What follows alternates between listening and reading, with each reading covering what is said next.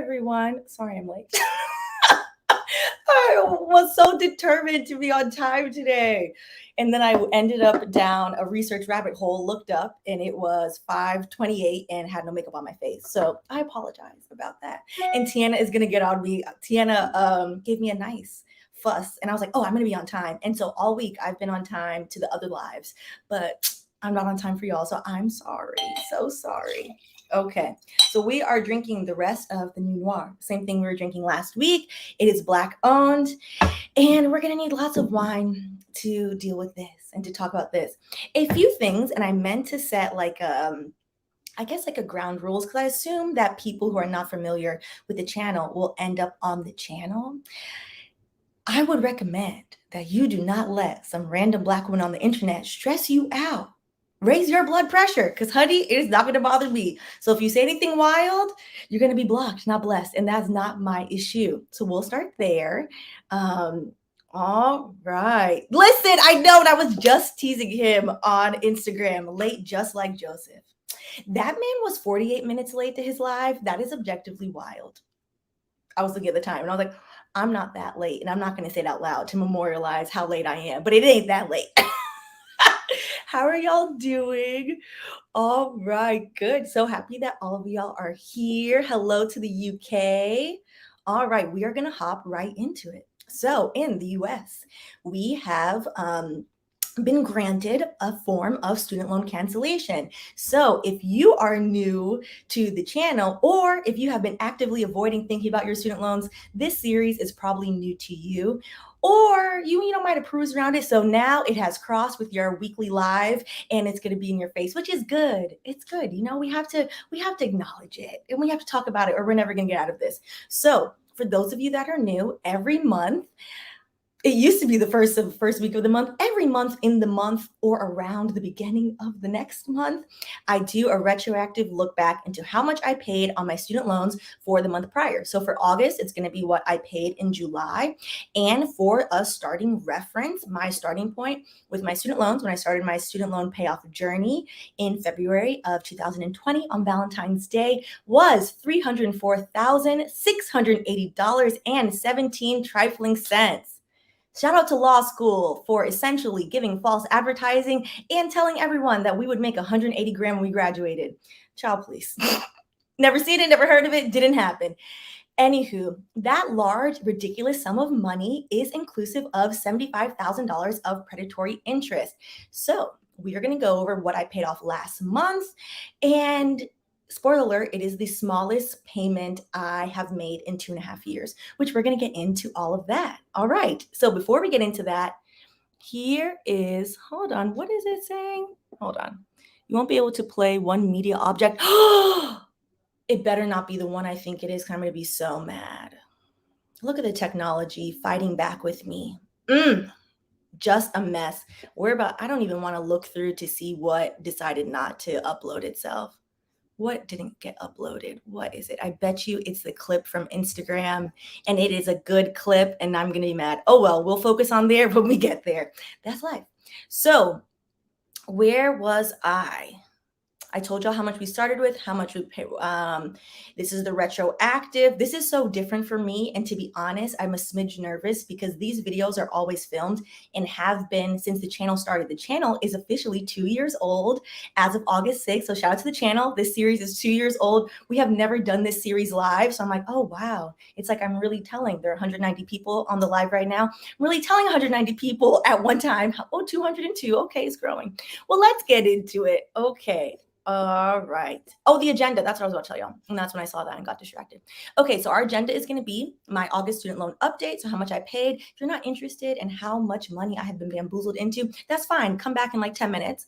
Then congrats on the cancellation for some of y'all. I'm happy. I would like to catch a contact high from those of you who have gotten your loans canceled. So let me know if you've gotten your loans canceled. I'm so happy for y'all. And we're going to go through what exactly the cancellation entails, who it applies to, and just the basics of the groundwork that Joseph said. Then we are going to get into what is slowly becoming my pet peeve about this rollout is the interest. What about the interest, Joseph? What about the interest? And we're going to go into America's love of the rich and the whataboutisms. What about me if I already paid them off? And what about you? And what about you? It's okay to be happy for others. So we're going to go through all of the large bailouts this country has given to the ultra wealthy. So that way, we, the regular people, which if you are sitting here on the YouTube, it's most likely you too. It's okay. It is okay. And then last but not least, now that this damn thing is in the way, this is not enough money or coins to address Black America's issue. So we are going to get into it, specifically how much money Black people in this country owe.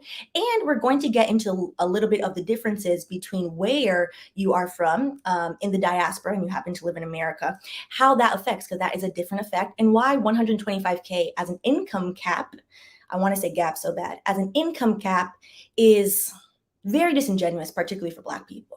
All right, so let's get into this. Okay. And oh yeah, so the reason why Bernie is there, I wanted to give a big shout out to Bernie Sanders. I was going to say Bernie mother effing Sanders, so good for him. Because the only reason, one of the huge reasons, to be honest, why Joseph even is doing this, and this would have not even been an issue or a running point on his schedule had not Bernie Sanders and Senator Elizabeth Warren pushed the issue, therefore forcing centrist Joe to make a promise. The White House keeps repeating, oh, yes, we are fulfilling the president's promise, and they are not too happy about it. The only reason they had to make that promise is because Bernie stood on their neck and was like, well, I am for cancellation of all the debt. At first, Joseph was not well-versed on the issue. So shout out to Bernie Sanders for being a real one since day one. All right, now let's get into it. Okay, first and foremost, okay, done with this telling me that y'all are not going to play my thing. Okay, I got sold off. I'm so mad about this. I said this on Instagram the other day. My student loans, Fed loan, has been looming over your heads. If you have Fed loan as your student loan service provider, Fed loan has been looming over our heads for the past year that we are getting sold off to another student loan service provider. And my day finally came. I have been sold off to Aid Advantage. It is happening today, which that caused a minor panic because I forgot it was happening today. It didn't matter. I already saved every single last trifling cent that I have paid. I have it all documented. Don't play with me, Aid Advantage. Yeah, I'm not the one or the two. So I have all that documented, but it was just jarring to log in. I log in every once in a while, and particularly I always log in when we do the student loan updates so I can see like, okay, pull up the little graph. Fed loan has a nice graph. I put it in the video. Logged in. They said, oh, girl, you can't see any of that anymore. This is not for you. So it sold me off. What I found super disingenuous, the Department of Education, if you have federal loans, owns your loans, and then a private student loan company services your loan. That is literally how it works. The Department of Education pays them to do the administrative. However, the Department of Education wants you, me, and everyone to know that, and quote, the U.S. Department of Education, ED, that is their acronym, will soon transfer the customer service of your federal student loan account to Aid Advantage, another member of ED's federal student loan service team. Your loans are not being sold. Semantics. Bridget, what do you mean? You sold me off to the people them. I do not like it. It is very much giving slavery. I feel away. The ancestor in my spirit feels away. And I was like, y'all just gonna, I have been with y'all for a decade, and this is what you're going to do to me? I don't know these people. Trifling. And I feel a way particularly, and I have said this before, if one could say that a student loan service provider is good, child, they are in the business of peddling out predatory student loans. But if one could say that someone gave good customer service, Fed Loan has given great customer service to me personally. Has explained things to me. They're always kind when I call them. I had a very opposite experience. I had one Sallie Mae loan, and the awful people that work at Sallie Mae, no, absolutely not. Absolutely not. I will choose violence with those people. They are so mean for no reason. And I've talked about this numerous times, how Sallie Mae used to call and harass me, aka the people at Sallie Mae. And when I told them, like, listen, I don't got it. Like, can I go into forbearance? Can we set, can I call you back when I get a job? Because that's what happens when you graduate law school. Usually it takes a little bit of time to find a job. I got a job maybe 2 months out of law school. They were like, absolutely not. We need a date right now. And I was like, well, I'm I'm not a fortune teller, so I can't give you a date. Those people used to call me 3-4 times a day. They are the scum of the earth. I cannot stand them. FedLoan was very nice. So I am sad to go. I also like FedLoan's UI, their user interface. I'm used to it. I'm not happy. And to note, me and 8 Advantage are starting off on the wrong foot because they have not sent me an email. They have not called me. I have no login. I don't even know if I exist in their system yet. So if I don't hear from them by Monday, I'm going to call them and be like, hey, it's kind of wild that I owe you money, but I'm calling you. Like, are y'all going to do this or not? So I'm already sad that I've gotten sold off, despite the semantics the Department of Education would like me to use. However, this graph is funny. So since I did get sold off, technically I have $0 worth of loans today because I don't exist in 8 Advantage yet. So yay to me for 30 seconds of relief. And because I can't log into anything else, this is how much I paid in the month of July. They're like, that's all you're going to see, girl. First of all, not y'all acting like I have never paid anything besides this measly $136. This is rude. And this is the lowest payment I have made in 2.5 years. So $136 is what I paid for the month of July, which leaves my remaining balance, which is not shown here because I have been sold into the ether. I now currently owe $171,279.97 trifling cents to Mohila. Mohila. Oh God. I saw someone wrote Mohila to 8 Advantage, who I suppose they will call me when they decide they want their money.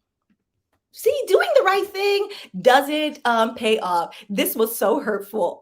So we're sorry, the feature you requested is not applicable to your account, aka you do not belong here anymore. Oh, I was such a good payee. They should have just left me be. But alas. So with that, because if you're new, you're like, why would you have a student loan series where you talk about that you pay $100 a month? I don't, boo. I have receipts. So usually my payment before the past 2 months, because I got laid off, was sitting around $4 or $5 grand. So this is a little excerpt because I can't pull the receipts from FedLoan, which stressed me the hell out. But this is our video from last month. In the month of May, I paid $3,000 towards my student loans. Yes, my average payment, as we scroll through on the screen and see all these monies, is been on average the past 2.5 years about $4 or $5 grand. Yes, of my hard-earned money towards Sally Mae, who I finally paid off, F her, and FedLoan. Don't play it again. Okay, so yes. So now we are at what hopefully is the smallest payment I ever make. My goal is to pay them off because, of course, Joseph is not about to help me. So for context, also, if you're new, because I assume that YouTube is messy and YouTube will send your video to people that it knows are diametrically opposed to your viewpoints to rile them up. So again, if you feel your blood pressure being raised, that somebody wants, some relief, someone that pays tens of thousands of dollars in taxes, just lower your blood pressure. It will be okay. It is fine. You are all right. You are sitting in your house. So with that, let's get into in the month of May. Stop talking, Stephanie. A big old congratulations for all of you that have gotten your student loans canceled. I'm so happy for you. And let me know, please, because to be honest, what I have been noticing, the 2 people in my life that have essentially fully got their student loans canceled, for some reason, they had way more belief in Joseph than I did. So they're like, I knew. And I'm like, you knew. Like, you're not giving me the level of popping champagne bottles that I am going to do when I am done with all of these trifling cents. I need like the excitedness. I need all of that. So and for context, if anyone is new, so I am a recovering lawyer. The last salary I made as a lawyer last year was $165,000, which is why I could afford those very large payments. 70% of my paycheck when I started was going towards my student loans. So the majority of it, I also do not have children. And I am pretty frugal, despite loving a penchant for colorfulness and for these earrings. This is from Random and Chic. I'm trying to do a better job at telling y'all what I'm wearing. It's a Black-owned business. And for the life of me, I can't remember where these earrings are from, but I'm going to put it in the description box because y'all have been asking and I want to do better about that. All right. Okay, so a big old congratulations for y'all, and let's get into the specifics. Let me make me small so y'all can see it. So this is from the White House org website, which I borrowed from Penny's Not Perfection, who is a lovely YouTuber on YouTube. She does a Transfer Tuesday. When she paid off her student loans, I was watching her series. I think it's really helpful if you have student loans, in my opinion, to find, if it's not people in your real life, that's totally fine. My friends, I felt bad burdening them with my student loan stress, which is why I made this channel, and it's worked out. So you can come over here, you can vent it off. I highly recommend following a bunch of YouTubers, Instagrammers that are also paying off debt. It will make you feel better. So I borrowed this from her YouTube. And essentially, this is what Joseph is giving out. And by giving out, I mean reallocating our giant budget that goes towards very interesting things. Very interesting things. Okay, we are paying for this anyway, and that's totally fine. It is totally fine. And we'll get into why. So $20,000, we'll start with the lower. $10,000 if you make less than 125 grand. And this is why I haven't, which is why I've said if you're celebrating, let me know, because I likely don't qualify, and I'm going to tell you why it's likely instead of I for sure don't qualify. So we'll get into that in a second. So if you make less than 125 grand, so $124,999.99 great cents that you have earned, then you get 10 grand. If you received a Pell Grant, which I'll show you, because if it's many years removed from going to undergrad, I'll show you how you look up if you got a Pell Grant, then you receive 20 grand. This is not prorated. It seems it's a flat amount. I do have some questions, which is that I know people personally that they received a Pell Grant for one semester or 1 year, but didn't receive it another. They haven't given any guidance onto how that works, which is interesting. They haven't given a lot of guidance, child. So we're going to go through what I could muster up from reading this numerous times and from some help from Instagram. Thank you, Dolores, again, for sending me some additional materials, because the interest part, I was in confusion because it's written very vague. So then your payment based on your income is also changing, which it used to be 10% of your discretionary income. It will now be 5%. We are going to go over that thoroughly when we go over the interest part, because it has some holes and I hope they update it. And then last but not least, which is good for everybody, regardless of if you don't get your student loans canceled, our federal forbearance is extended through December 31st. So that's good. No more tacking on interest for us currently, because that is how I got to owe $304,000 trifling dollars. The interest. So A. Thomas, thank you for the super chat. If we do make above the amount for 10K, are we still getting the 120 payments of forgiveness option? I'm too nervous to see what I earn. Oh, for PSLF, honestly, for PSLF, because I'm not doing PSLF, I've worked in-house in tech for the better part of 6-ish years. I'm not super familiar. Oh, Lord. I'm not super familiar with PSLF, but Debt-Free Gonna Be, it has a free PSLF guide. She's great. She's on Instagram. Hold on. I'm going to pull up her Instagram and put it in the chat for y'all. She does such a great job in keeping everyone updated on these student loans, and that's who I follow. And she's also like a really nice person. So let me put this in here for y'all. I would go ahead and like give her a follow and look at her stuff, because she had like a few explainers in a live yesterday, so she probably has that answer.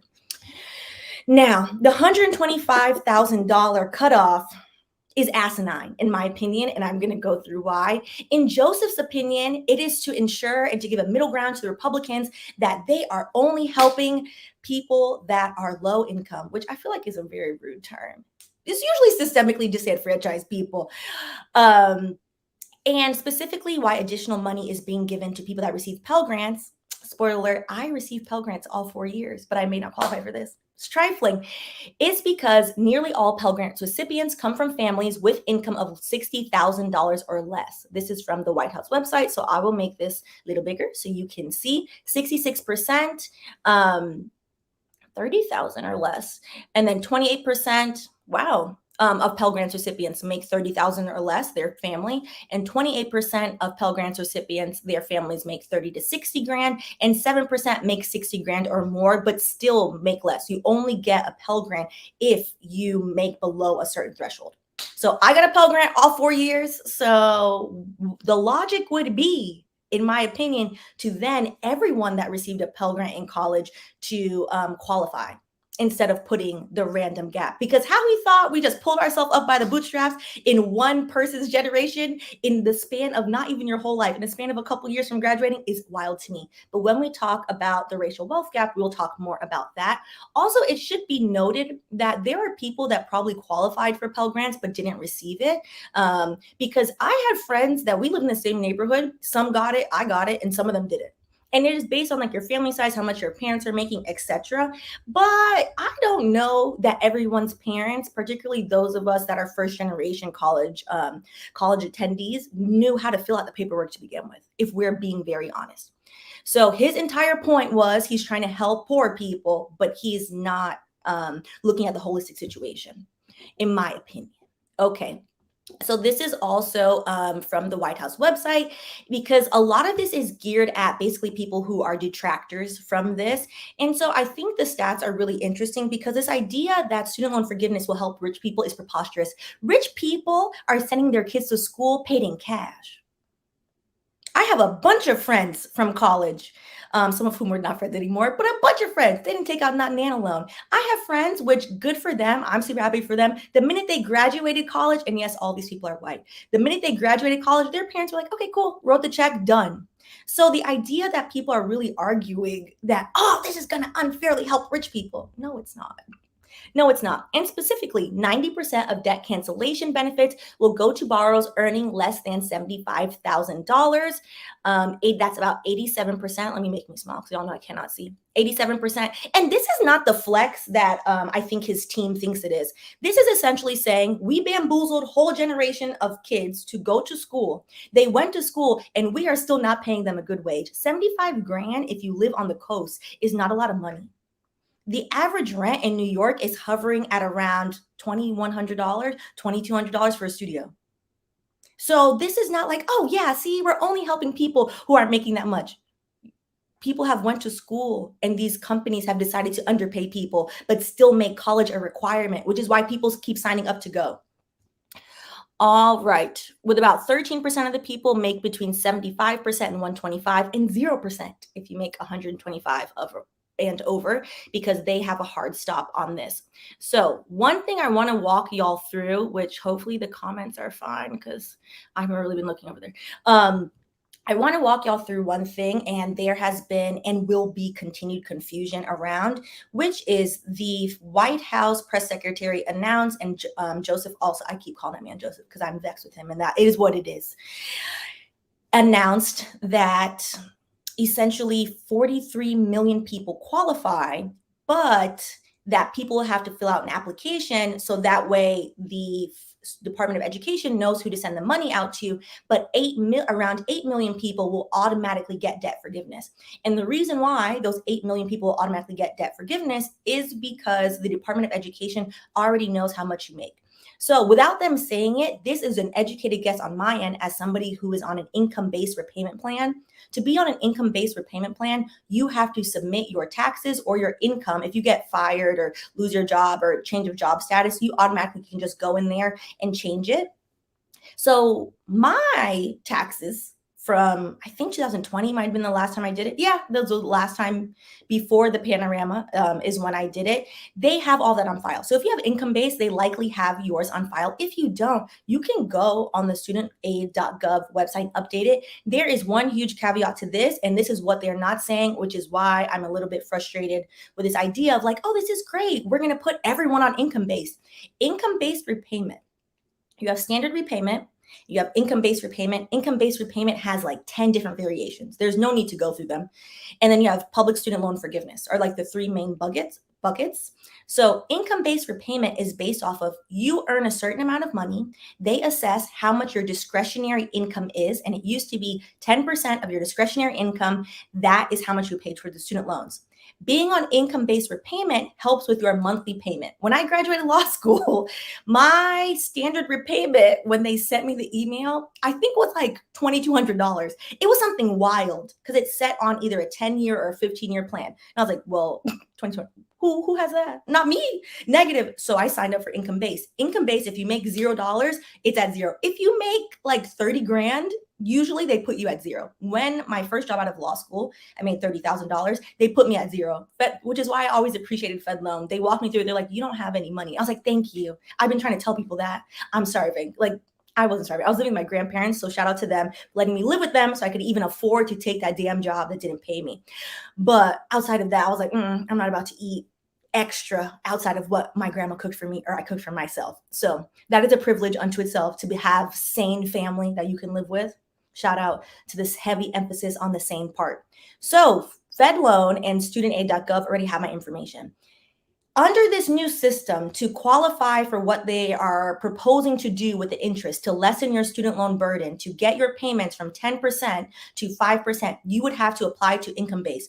Again, income base lowers your monthly, but doesn't lower the overall. So we are going to go through this in detail.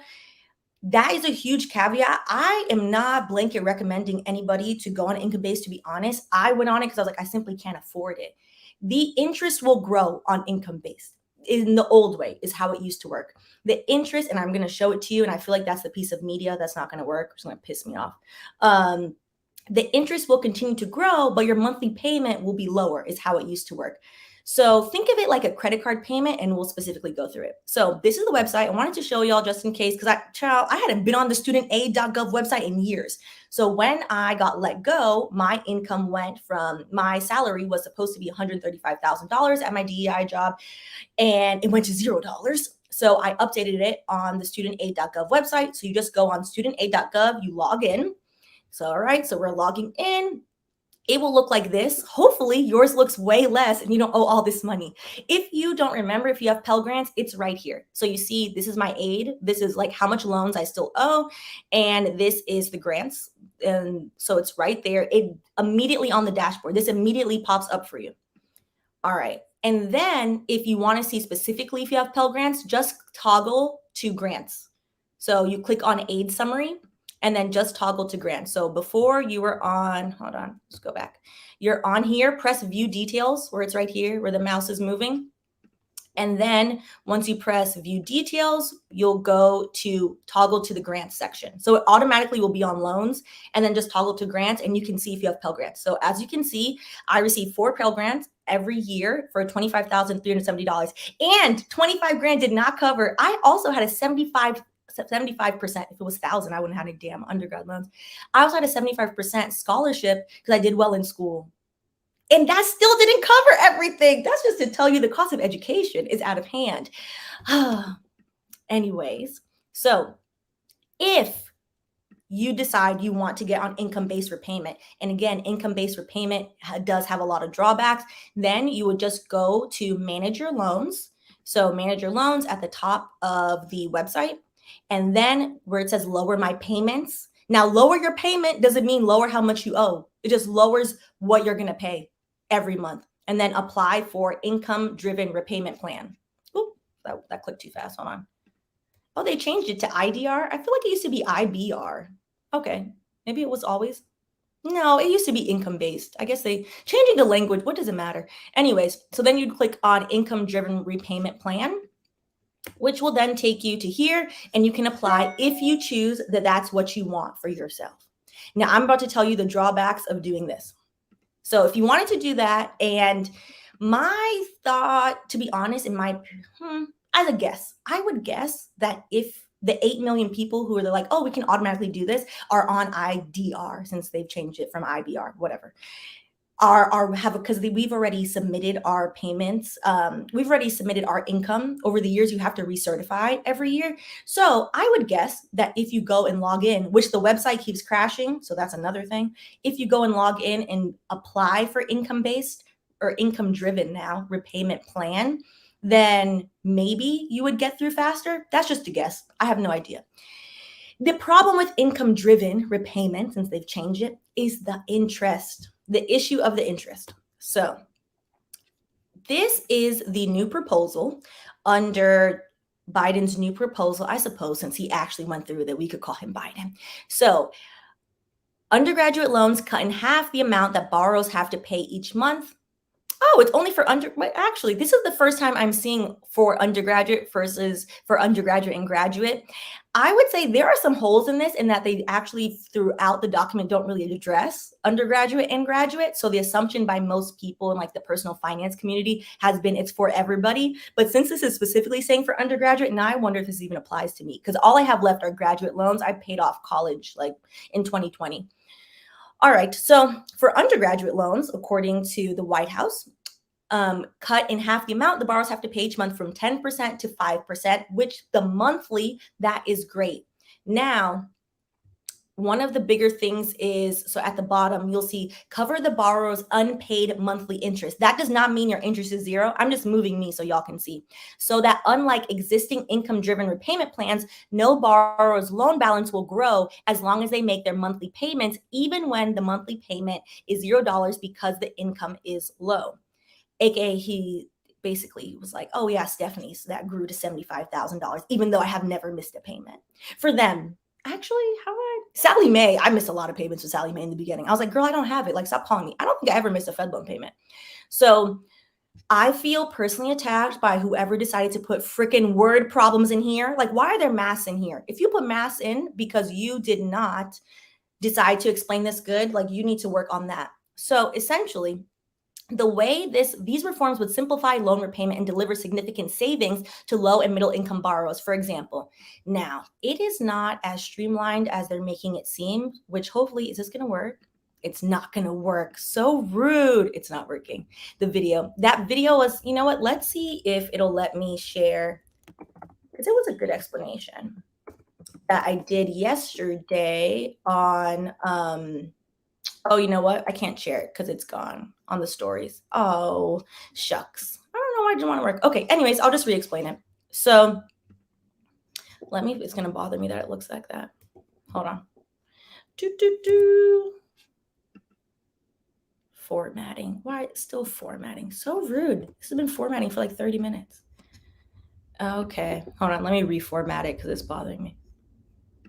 Okay, so essentially the way it used to work, and I had, unfortunately, because Fed Loan has booted me, I can't show you on Fed Loan either, but I will repost it on Instagram because the story was there yesterday, so it went away. So that way y'all can see it as well with the actual numbers. The way the income, it used to be income-based. The income-based repayment plan, now income-driven repayment plan used to work is, it worked like a credit card. So instead of calling your monthly payment your minimum payment, they just call it a monthly payment, which I think is the root of confusion for a lot of people. Most people understand at a certain level how credit cards work. Student loans work the exact same way. They work the exact same way, but student loans don't position themselves as credit cards, even though it's very similar. So they used to take 10% of your discretionary income and be like, okay, Stephanie, I believe my payment was $248.17 trifling cents. Stephanie, this is your payment and you have to pay this every month. So I would pay it. But that $248.17 trifling cents did not cover the interest, nor did it even get to the principal. So what they would do then is tack on the interest. In 1 month alone, and I'll repost it on Instagram so y'all can see it to be like how astronomical and ridiculous this is, because I had separate loans. One loan, $400 of interest, another loan, $200 in interest, another loan, $60 in interest in 1 month. And it would tack all that onto your balance, which is how I got to $75,000 of trifling interest onto my balance. The new proposal is essentially what they're going to do. Instead of doing the 10% of your discretionary income, it's 5%. So now your monthly payment will be even smaller, which would be great, except the interest. Now they're saying, okay, if you make the monthly payment, we will not tack on that additional interest, which when you first hear it, you're like, oh, this sounds good. So my interest is essentially zero. No, it's not. You will never reach to the principal amount, to the actual payment, the balance that you owe, if you continue to pay the monthly, because the monthly is the minimum. It's not even covering the interest. So you will sit there with this debt and you will continue to be a debtor for longer, which is a problem, And I don't appreciate how they're trying to package this as, oh yeah, we're helping people. This is worse. It's not worse. Okay, getting $75,000 of predatory interest is the worst that could happen. This is still bad. So I will just get smaller payments and I should just normalize that every month I have to pay $300, like this is another normal bill, is essentially what Apple has done with your phone. A lot of people are on phone payment plans. So people will get the $1,000 phone and they're like, oh, I'm giving you $1,000. I got $1,000. I'll keep paying you every month, and you pay a little bit more when it is cheaper to buy it outright. Well, it used to be. I don't know. They used to have interest on it. I don't know if they have interest anymore. I recommend just buying it outright. It's like that. So with that, I wanted to walk through like a credit card statement, and this is from OpU, and they had a very good, I'm going to turn the AC on for a minute because I'm burning up. They had a very good little graph, and I had to zoom in on it, so I wanted to make sure I gave them credit. But essentially, think of it as like your credit card statement. And the credit cards are awful if you don't know how to use them, which I have paid off $20,000 of credit card debt from my 20s when I had not a lick of sense because I didn't go around the internet looking for this information, and I should have. Think of it like this. Instead of your monthly payment, you're paying your minimum payment. And you see how the credit card is always in the right-hand corner of the credit card. The statement always says, if you pay only the minimum payment, it will take you X amount of years and you will end up paying X amount over time, right? And then if you pay more than the minimum payment, it will take you X amount of years over X amount of time. That is what the student loan system should do and what the Department of Education should do. There is nowhere on FedLoan at least, and I've also had SoFi, which services through Mohila, when I refinanced one loan 2 weeks before forbearance started because no one can predict the future, and I've had Sallie Mae. There is nowhere on at least those three service providers to see this information. If people can see it like that, then it's much more likely to be like, oh yeah, you know what? Income driven is probably not for me. Like maybe you have the money to make a larger payment. Would recommend, if you do, go with the standard payment. Income driven repayment is a long way to 1,000 paper cuts. The only way to get out of it is you have to make more than the interest to even hit the principal. And I have learned that lesson the hard way. Now, for the people that, are crying and whining and upset and this, that, and the next is unfair to Blase Blue and I just paid mine off. If you hate poor people, just say that. That's fine. That's fine for you. Let's be miserable over there, because particularly what has been very interesting is the government has bailed out literal banks. Wall Street crashed the whole economy in 2008, 2009. Wild. I'm from Miami. And when that occurred, I was a senior in high school. And what was wild to see was just foreclosures pop up throughout the whole neighborhood. Foreclosure, every other house. People just like people I went to school with, friends, like just neighbors. People in Miami, we're not the friendliest. So we're not always doing the wave. But people, you see them and you're like, okay, fine. We wave to the people that are, their house is touching yours, at least. So $1 trillion went to the corona. Oh Lord, I didn't mean to say the word. The Panorama bailout, which benefited rich people. The airlines have gotten bailed out. When Congress, and let me know if the AC is like really loud and y'all can hear it, and I'll turn it off. Hold on 1 second. When Congress passed the $2.2 trillion Panorama aid relief, I think if you still say this word, YouTube kind of is like, no, girl, you're not allowed anymore. And Economic Security CARES Act in late March, lawmakers were quick to tout its egalitarian guardrails. Unlike the 2008 packages, which funneled hundreds of billions of dollars to Wall Street, also to know, no one has served time for literally bankrupting the middle class in 2018. Nobody sat their pasty behind in the jail. Nobody. Not Nana person.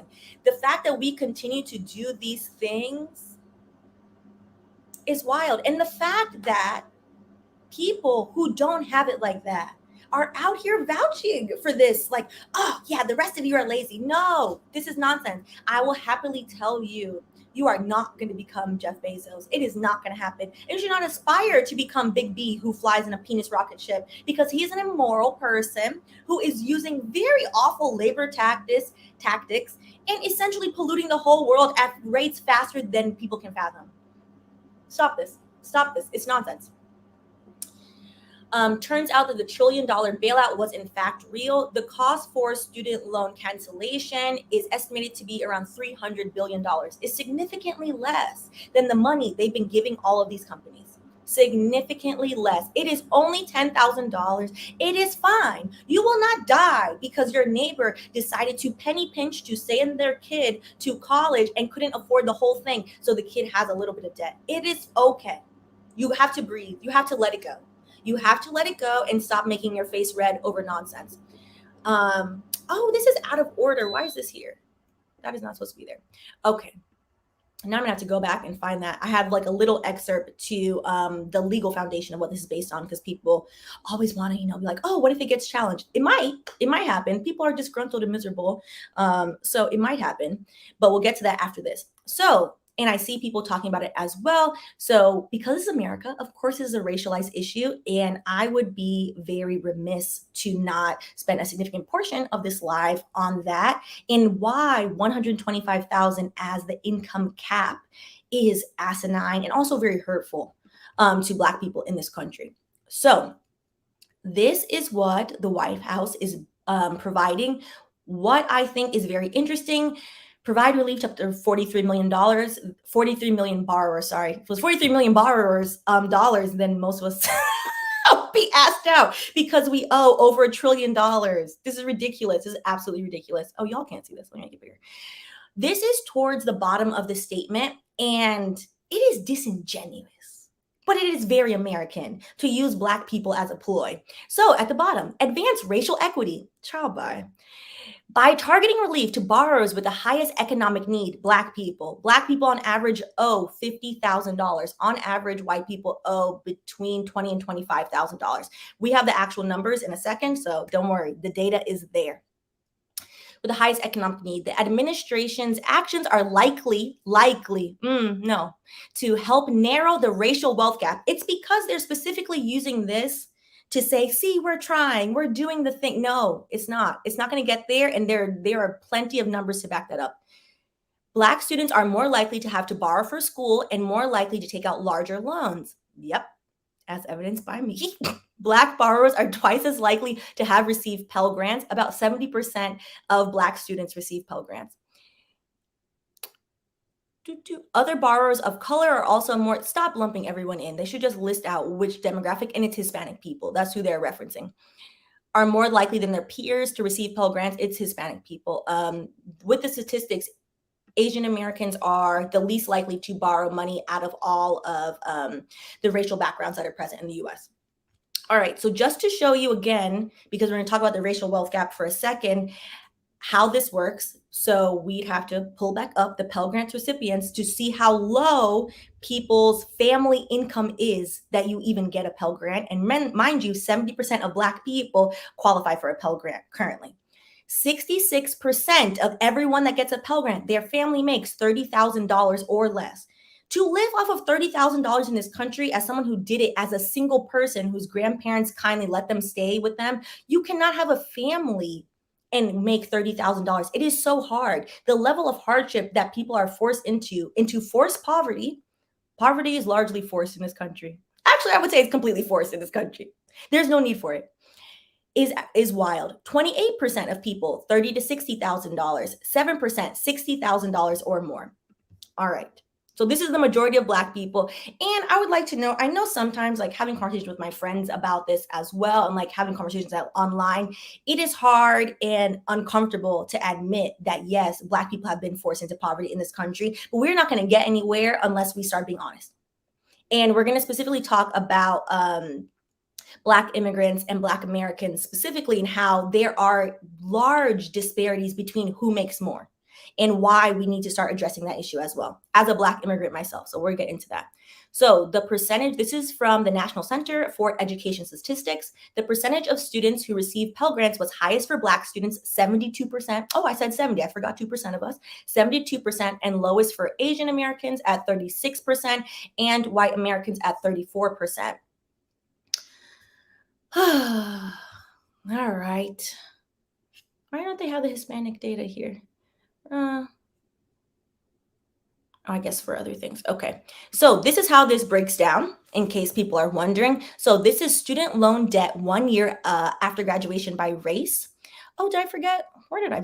Hold on. I have the I'll put the source on after. I have all the sources because child people love to try it. Don't worry, I have all the receipts as usual. So if you're looking at, let me go on to here. I wish they had separated everyone by color, not to be that person, but to be that person, because it's kind of hard to read the graph. But okay, if we're looking at Black and African American, the amounts that we are borrowing are completely higher. So if we're looking at what we have here in the dark blue, so the smallest, that's people who borrow zero. We're going to say just 0 to 10K. It's 9,999, whatever. To 10K will be easier. So the dark blue is 0 to 10K. The reddish pink, it's a little pink, is 10K to 25K. The medium blue is 25 to 40K. The light blue, these colors are actually really bothering me. Oh, it's the Education Data Initiative. I was like, why can't I see it? Because I'm in the way. Let me move me so y'all can see the source. I was like, I put all the sources on here. The light blue is going to be, what are we at? 40K to 59K. And then the darkest all the way at the end as we move through the graph is 60K plus. So I'm a 60K plus. So let's just start. So they have top line is Hispanic and Latino, second, Black and African American, white and Caucasian, Asian, American Indian, Alaska Native. Why don't they just say Native American? Okay. Native Hawaiian Pacific Islander, and then multiracial. So we're just going to focus on, because we're talking about the racial wealth gap and the root of the racial wealth gap, which is chattel slavery in this place, we're going to focus on Black and African American for this section. I will say, and it should be noted, the numbers for Black students and Hispanic in terms of how much we are borrowing are very similar, but Black students are borrowing more money.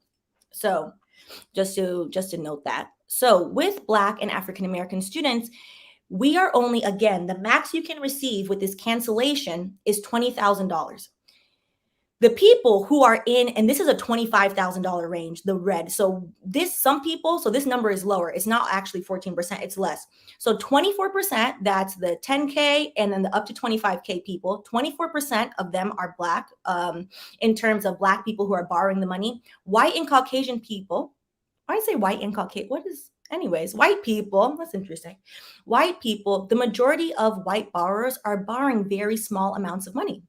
So it is disingenuous to say this is helping with the racial wealth gap when the majority of Black people owe $50,000, as evidenced by the graph. And when you see for higher education, which there is a rise as mostly Black women, a rise specifically why it's also become a very gendered issue, is the rise of people who owe $60,000 or more.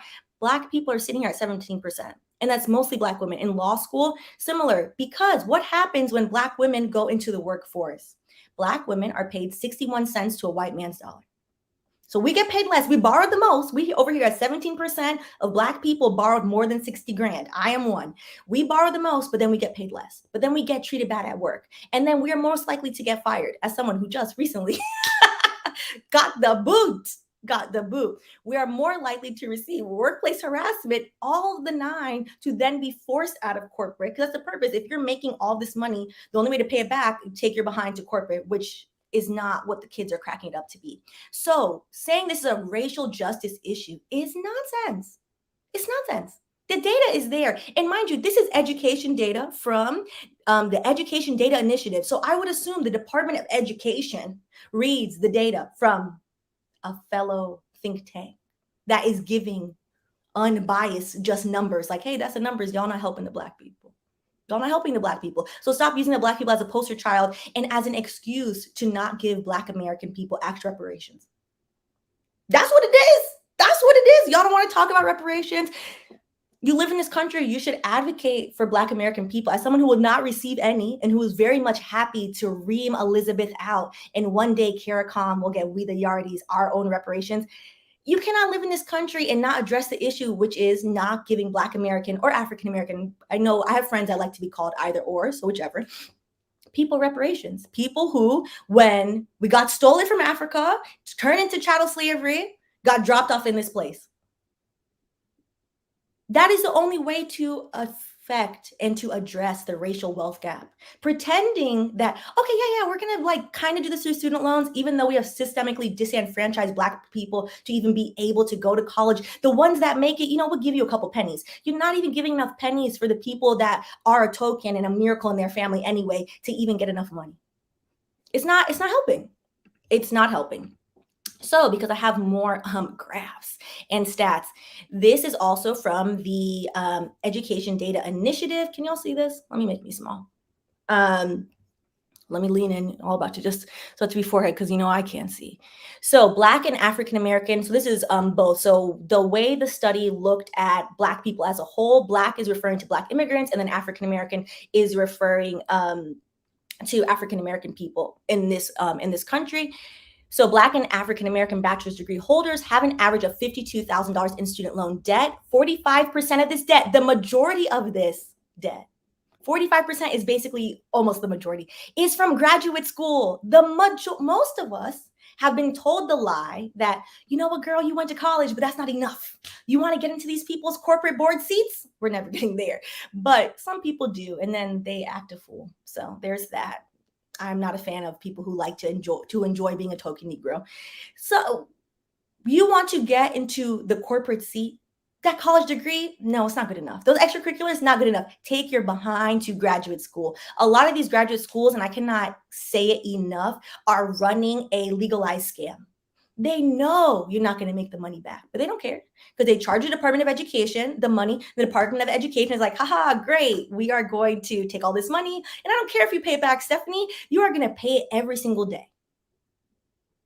It is disingenuous. So let us continue. 40% of Black graduates have student loan debt from graduate school, while 22% of white college graduates have graduate debt from graduate school. So many of my colleagues in law school, I'm thrilled for them. I just want to say I'm very thrilled for them. Let's start there. I see it every once in a while popping up. Oh, paid off my student loans. They are hitting it. They are hitting the student loans. They're paying it off because they borrowed so much less money.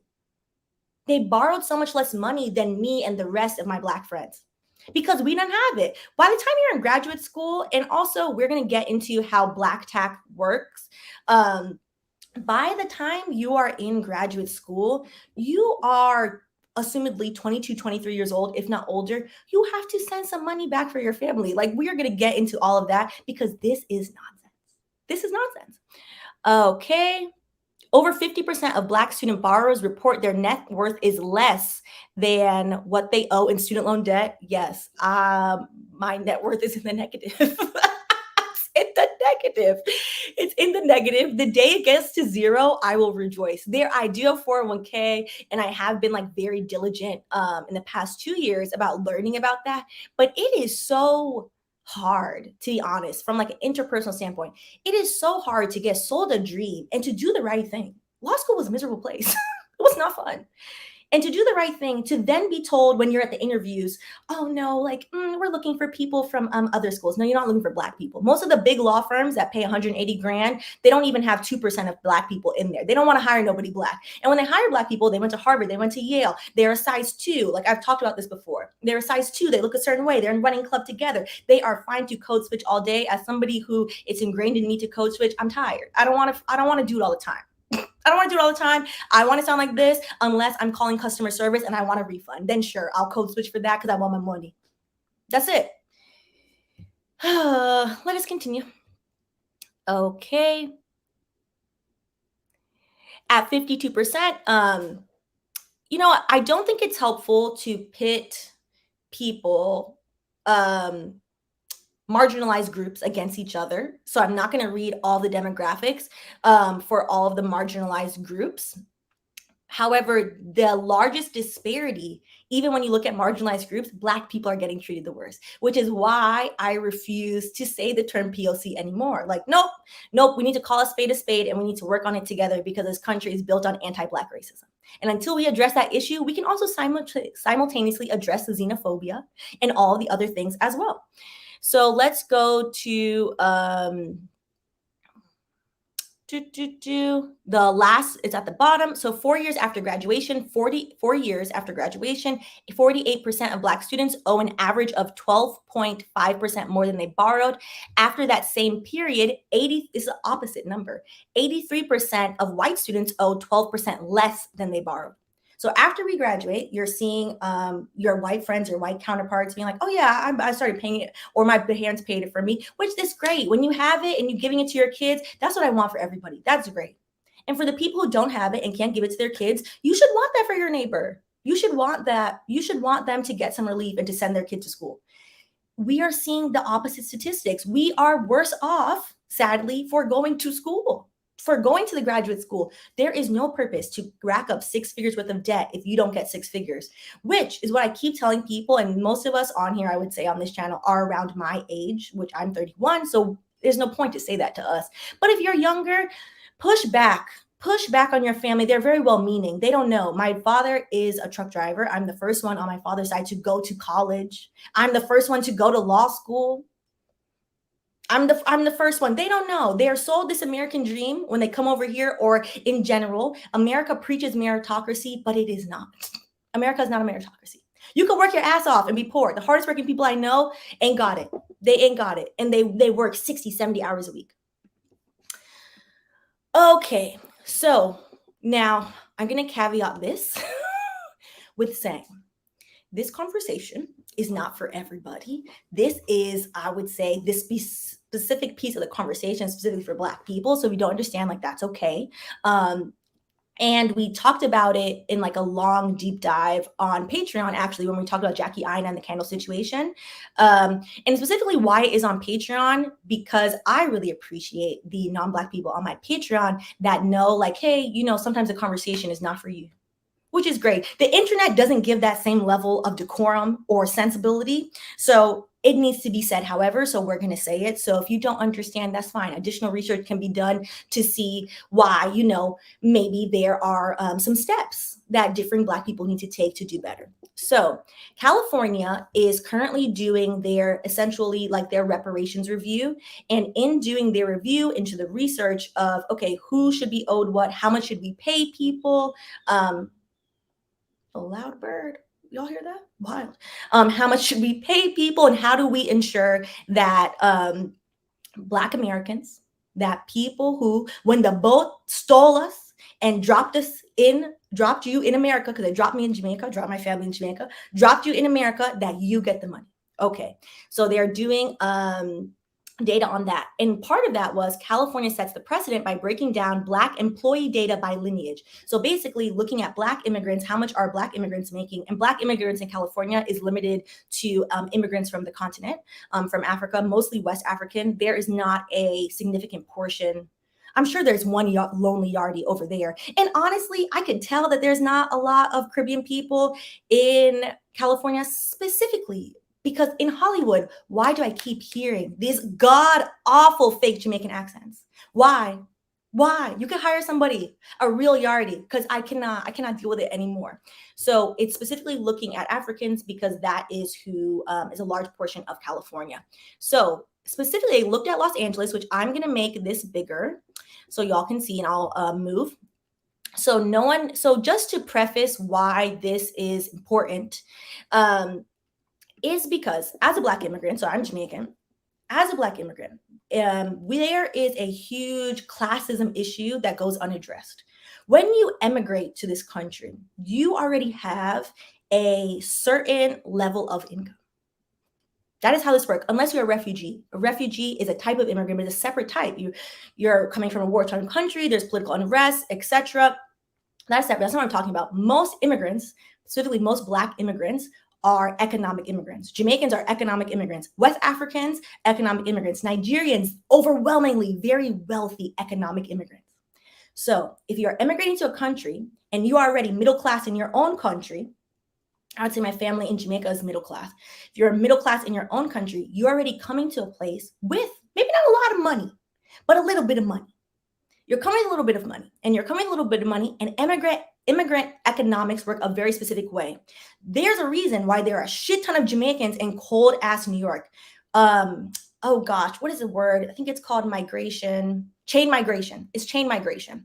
So essentially, the first Yardie that came over here in the 80s, which actually Jamaicans are interesting. A large portion, I'll speak about Jamaica specifically because I'm a Jamaican. A large person, you have a spike in Jamaican immigration around the 80s, the 70s and 80s. But before then, we have been coming here for like a long time. My grandpa came here in the 40s actually and saw the segregation and have that in Jamaica. So saw the segregation, was like, absolutely not. Came here, worked on an apple farm, and took his ass right back to Jamaica. And then my dad in the late 80s was like, I want to try it. 16, bright-eyed, and was like, oh, I'm coming to America. And went to New York. And the reason why there are so many Jamaicans, specifically in New York in the 80s, in the 70s and 80s, whoever said, you know what, that cold place, it's for me, it's for us. Move there and you have chain migration. People bring their families. My grandma emigrated in the late 80s. She brought her entire family over, including my mom, her 4 siblings. They lived in someone's attic for years. The reason they were able to afford their house, which is a nice house, love the house, they've lived there my whole life, is because their friend who also emigrated helped them with the down payment. There is a lot of help going on because that's how immigrant economics work. Immigrant economics work with, oh, look, I helped you. A lot of Black immigrants do not want to admit any of these things. When I talk to my dad, and I love my dad, I don't want to talk about him all day, every day. My dad will tell you, oh, I came over here with nothing. And I was like, yes, Daddy. And whose house did you live in? Whose house did you live in? You came and you lived with family. So they fed you at least. Maybe they didn't feed you good. Maybe they weren't the best. That's none of my business. But you had somewhere. It's different from Black American people who have been in this country all these years, have been systemically disenfranchised, have been enslaved. Slavery also exists in the Caribbean. Same thing. Have been enslaved, have been treated awfully. And an entire economy was built on Black American people. Not an apology. These half-ass apologies don't count. No reparations, no fixing of the issue. No like, oh, hey, we noticed, we've kept y'all in poverty all these years. Sharecropping has existed since slavery happened. Most people are like, I don't know what sharecropping is. And I'm like, Lord have mercy. The education system have been forced into this. There is a difference. And by not acknowledging the difference, now we have arguments. Now we have arguments of being like, oh, well, I saw that you came over here and you have more and you're getting these jobs and whatever. So we need to acknowledge the differences and acknowledge, like, how do we work together to fix this? And the answer is, and the root of a lot of this is, Black American people need reparations. Obviously, Caribbean people need reparations from Elizabeth. West Africans need reparations from Elizabeth. I mean, the rest of us, it's mostly Elizabeth. It's mostly Elizabeth and Macron, yeah, and France. And a little bit, and then the Brazilians from Portugal, which Portugal is broke, so good luck with that. But what I think is really interesting, so they conducted this study in 2016 in Los Angeles, and this to me, Chelsea said this to me, so thank you, Chelsea, was mind-blowing. And this is specifically for West Africans again. I would say maybe there are some East Africans in LA, actually. It says Africans from the continent, so I don't know. But this is, they're not accounting for Caribbean people because I guess we don't hit a percentage point in LA. And Black Americans. So a 2016 study found that in Los Angeles, the median net worth for a Black descendant of enslaved people in the US, I would caveat that because sometimes, I don't know why, but sometimes people forget, like, all of the Caribbean was a plantation, and essentially because the resorts are there, we're still in a plantation. That's a different talk for another day, and it's a mess. Defendant of enslaved people in the United States is $4,000. This is the average income, the medium net worth. The medium net worth, wait, let me make this, where am I? I'm here. The medium net worth for Black American people in LA is $4,000 compared to $72,000 for a recent immigrant from the African continent. Now, I'm not exactly sure what they're categorizing as recent, maybe 5 years or less, but that is to show you what I already said and what I've been knew and what people don't want to admit is most people are coming over here with some money. You're coming over here with some money. So if we are going to take that into consideration, Joseph should take into consideration that actually trying to use the student loan cancellation is a Band-Aid. Because if you then look at education data of who's getting into schools, like who is between demographics, high rates of, I would say, like Black immigrants go to college. Like we're forced into it. It's happening. So by not assessing like, okay, we need to meet people where they're at and pretending like, oh, we're helping Black people, it's a Band-Aid. It's trying to get around the reparations issue instead of just being like, nah, we should probably tackle the reparations issue. And also, if he had said, you know what, 50 grand, then maybe we could have let it go, but he's not. He's not saying 50 grand because, again, 45% of Black people in this country, regardless, they don't have the data.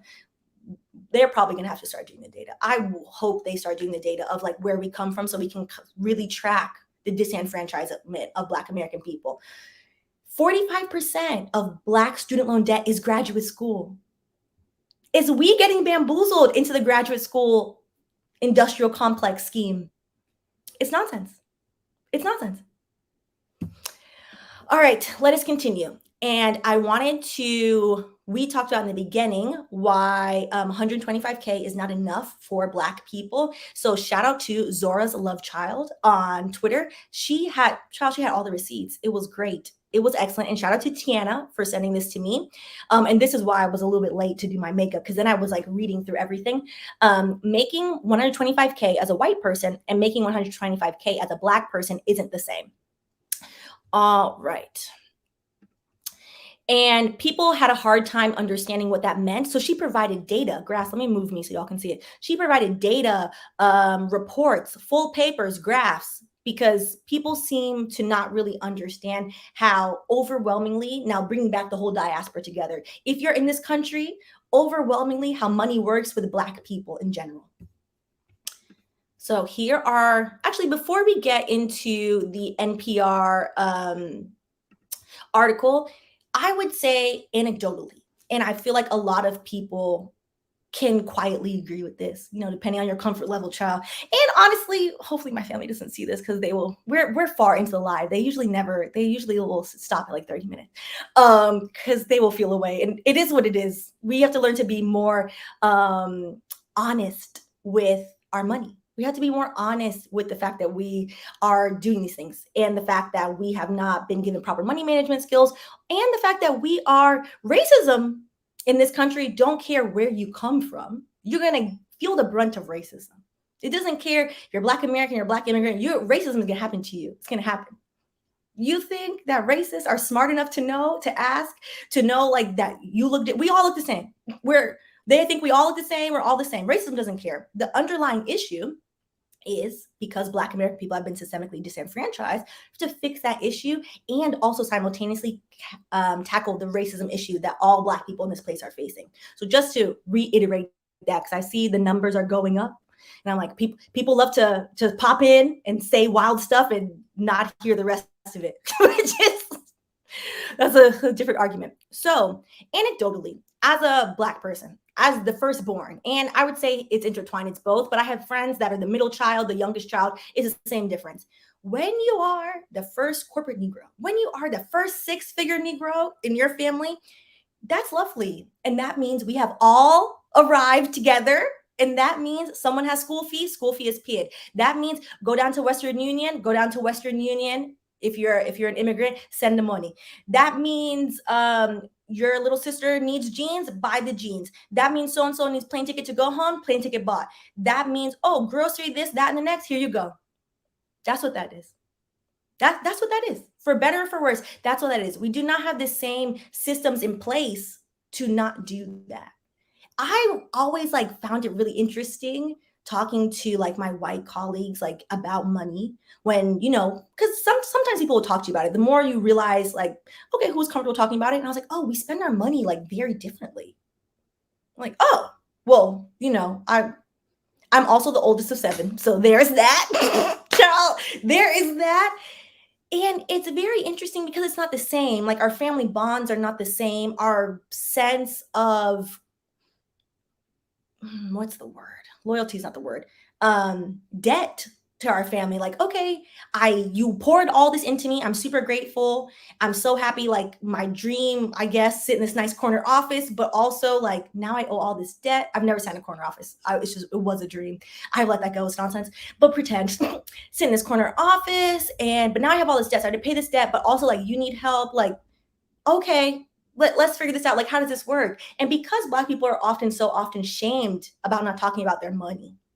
For context, which I think is really interesting, Caribbean people are very much, we had never passed middle class if we're even getting there in this place. Just to put that out there. If we're getting there, it's not that. We could have a different, Julie did a great video on Black immigrants and showing like the different wealth disparities between us and like how, and she's Black American, how like, you know, there are some issues, and her findings and what she was showing was largely that we are seeing a new rise because not all Nigerians, but certain, I would say like Yoruba Nigerians are, you know, sometimes have more money. So like it's skewing things. So people think like, oh, look, all the Blacks are doing well. It's like, whoa, wait a minute. Wait a minute. Wait a minute. We still need help. And specifically, again, Black American people, unless you address reparations for Black American people, the problem is not getting fixed. So let's go into this NPR article I thought was really interesting. And let me turn the AC on, child. Hold on. If I burn up in this place. Okay. So I will also, I don't think I linked them, but I will go back and try and link these articles as well too. Okay. Describing the data pattern as a hockey stick, with the hockey stick lying on its handle, Derenoncourt, oh Lord, this is a French last name. These are always so hard. Derenoncourt, so hopefully I'm saying this right, show the degree of wealth inequality between white and Black people. And this particular study is lumping us all together. So it's not like the LA study, which is showing like, yeah, you know, there are differences between who has less, like nobody really has anything besides a certain amount of y'all, but who has less and who really has nothing. So this is all of us back together again, was extremely high in 1860. So this is back when, close to after, hold on, I feel like it's so loud, the AC, so I keep it off. Close to after the end of slavery in the United States, and then rapidly plunged through the 19th and early 20th century. From 1950 onward, however, so recent times, it has remained pretty flat. That is, there's been virtually no progress in closing the racial wealth gap. In fact, the study finds since the 1980s, the gap has been widening. Okay. Now, in the 1980s, the racial wealth gap stopped closing and began widening. The economists' dream simulation convergence would have continued. One important reason for this is that Black Americans stopped making progress in catching up to the incomes of white Americans. Stuck with lower incomes, they've trailed behind in their ability to save and invest. Another reason, according to these economists, is that the average Black American invests their savings differently than the average white American. It also didn't account for something which I'm going to talk about in a second. Derenoncourt and her colleagues note that Black households hold about 2/3 of their wealth in housing and are much less likely to hold stocks. Since 1950, they write, stocks have appreciated around 5 times more than home values. So specifically with this, I just feel bad for like the people that have, okay, let me turn it on. So specifically with this, one thing like to know anecdotally what has happened. So when my grandfather came, my grandma came first, and then she sent back for my grandpa and my mom and then all her siblings. When he came to this country in the 80s, I think, he worked at a factory in Westchester. He worked at that factory all up until 1 year ago. My grandpa retired very late. Works in a factory. They live, again, remember I told you they live in a house. I've lived in their house with them partially while I was in law school, and then I lived in a studio. And then after I graduated, when I didn't make any money, I lived with them for a year as well. They live in a house. They used to have good factory jobs. They used to have good factory jobs in this place that do not exist. He had a pension.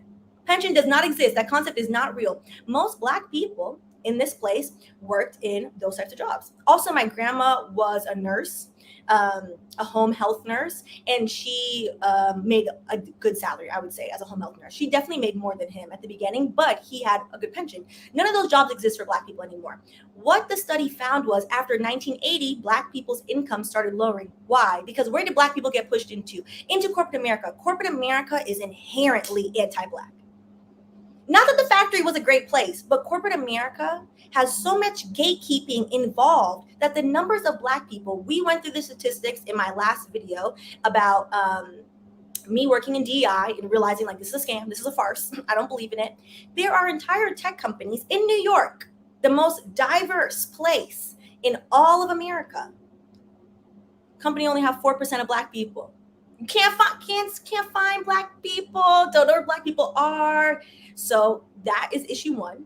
We have seen the income gap hugely widen. Black women have always been working in this place. Black women in the Caribbean have always been working. We've always been forced to work. So saying that we magically entered the labor force is not true. We've always been doing labor, whether or not statistics wanted to count us. We make, again, 61 cents to every white man's $1. So if we're getting pushed into these jobs and the jobs aren't paying, of course, all together, this is lumping all of us together, all together we're making less money. The second thing, to black people, the majority of our net worth is held in their house. And I would say most younger black people, we can't even afford a house. So there's that. It's held in their house. What has happened to black neighborhoods in this place? Gentrification has wiped out black neighborhoods. Gentrification, redlining, redistricting. There is a video on Patreon about Black America's, long live Black America's erased towns, of towns that have been literally wiped off the map. You see now, I live in Brooklyn. I live in what once was a Jamaican neighborhood. My level of irritation with these gentrifiers, level of irritation is high. And I let them know. I let them know all the time. I don't care. Because I'm like, what are you doing? Like causing commotion, threatening black people, calling the police on black people. Like, you moved over here. Go on, relax yourself. Black houses, there also studies have shown, black houses are constantly devalued. There have been articles that show when people change the literal pictures of their black faces in their house to white people, then the house is appraised for more. There are so many reasons why black people altogether have been systemically disenfranchised in this place. So saying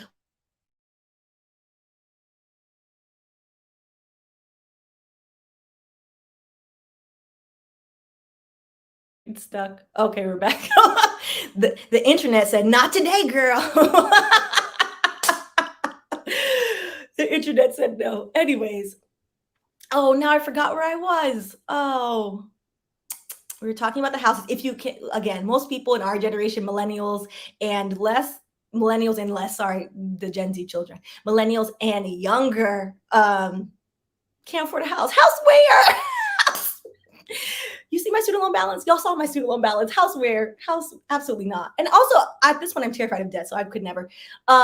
Where was I? So devaluing the homes, devaluing the neighborhoods. Of course, and also it's not acknowledging why. And I would guess this is more so maybe like a regionalized guess about Black Americans specifically relationship with the financial systems in this country. This country been ripping black people off since Lincoln pretended that he was giving emancipation. I too would be like, the bank. I don't know what bank.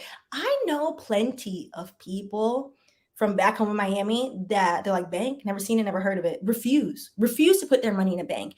And the bank is overwhelmingly now safe, FDIC insured. But look at what the bank is doing to Wendy Williams. So I understand the hesitation, which is why we do, particularly as a community, need more resources and education around financial literacy. It's not something taught. Like, why are we allowed, honestly and truly, at 18 years old to take out, on average, Black people, $50,000 of student loans, but not taught like how to balance your budget? But it's, personal responsibility, pull yourself up by the bootstraps, blah, blah, blah, bluesy blue. It's like, well, my parents paid taxes all these years. I've been going to public school. Like, shouldn't y'all have personal finance class in public school? Shouldn't you teach these things? Shouldn't you teach these things?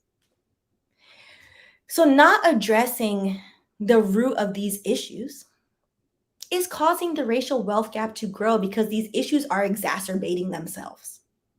Yes, we need to learn about the stock market. Yes, finally opening up a 401k. I was a bit frightened. I was like, I don't know about this. No one explained this to me. Then if you already feel a way about money, if you're already apprehensive and nervous about money, and then you're around colleagues. I worked in tech, so I had colleagues that I would say objectively very smart. Some of them went to all these fancy schools. I went to University of Central Florida. It was a great public school. Loved it. Had way too much fun. Loved it. And I'm like, oh, you're talking about these things. I don't know what this is. Like, you have to even have the level of vulnerability to be like, hey, friend, I eat lunch with you every day. Can you explain this to me? I don't get it. And shout out to my really good friend Francis for explaining 401ks to me when we used to work together back in the day, because I kept hearing people talk about it at work and I was like, I know I should do this, but like, I don't know what this is. No one has explained this to me. And ironically enough, when I finally opened it, my grandpa chastised me and was like, oh, you should have been done that. And I was like, what? And he was like, oh, I would have told you. I didn't know that you didn't know. Because they used to, well, the way he explained it to me when he started working at the factory, you start your job, you sign up for the 401k, they explain all of that to you. They don't do that in corporate anymore. They don't say anything. HR be breezing through that section like, hey, girl, whatever, whatever. So you're not going to explain this? I don't understand what this is. They're like, that's not my job. That's not my job. My job is to tell you we have it. Do what you want to do over there. And yes. So I think I have like one more quote. Oh, is this? Yep, that's the wrong. I thought I fixed it and I didn't fix it. There was a quote. Okay, because I think this quote is very important. So bear with me 1 second. I want to put the quote in because I want to show this one, because there are people I know, and and maybe we have been one of those people back in the day, but please remove this from your mind. I have long removed this from my mind because it's nonsense. All right, let me read this quote. Hold on. Okay. And as inspiring, and we're going to do a video, and I said this forever ago, about Black capitalists, because they're trifling and they're getting more trifling by the day, and I'm tired of it. As inspiring as the story is of an impressed people embracing freedom and working hard to build a better life for themselves against all odds, they could basically say as inspiring as the token Negro trope is of the one person who made it out the projects. Wonderful for you that everything in your life aligned. And yes, of course you worked hard, but you can work hard in this place and get not nan nowhere. Okay, let's continue. It's also important, I would say it's more important to note that a large part of the reason for the steep decline in the racial wealth gap in these early years reflects some simple math. When one group starts off with basically zero, which is what Black Americans started off with after emancipation, even tiny gains to wealth look huge. When the denominator, the bottom part of the fraction of the white to Black ratio, goes from nothing to something, wealth inequality falls sharply. We cannot keep being like, well, Jay-Z made it. We're all good. No, Jay-Z had been to Marcy Projects and who knows how long. Come on.